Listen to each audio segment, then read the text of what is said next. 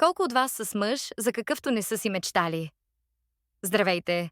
Уж живеем в много модерно общество, но като че ли предразсъдъците и страхът от самотата взимат винаги връх. Жените имат някакви изисквания за мъжа до тях, но в крайна сметка се примиряват с това, което може. Моето мнение е, че малко жени имат богат избор.